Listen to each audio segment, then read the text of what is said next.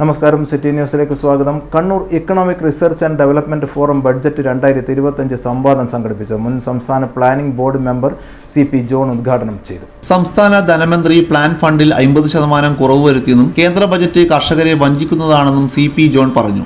ഞങ്ങളുടെ നാട്ടിലൊക്കെ തൊഴിലുറപ്പ് പദ്ധതിയെ കണക്കാക്കിയിട്ട് തമിഴ്നാട്ടിലെ ആൾക്കാർ ഒരു സാരി കൊടുക്കുന്നു. അപ്പൊ സാരി കൊടുത്തിട്ട് തൊഴിലുറപ്പിന്റെ പൈസ കൊടുക്കുന്നത് തിരിച്ചു കൊടുക്കും. അത് കോയമ്പത്തൂരുണ്ടാക്കുന്ന സാധനമല്ലേ സാരി.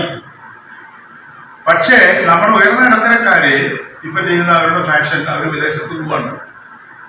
ഇപ്പൊ കണ്ണു തെറ്റിയ ആളുകൾ വിദേശത്ത് പോവാണ്. വിദേശത്ത് ഒരാൾ പോയാൽ വിദേശത്ത് ഒരാൾ വന്ന പൈസ ക്യാൻസലായി. രണ്ടുപേരും ടൂറിസ്റ്റുകളാണ് അല്ലേ?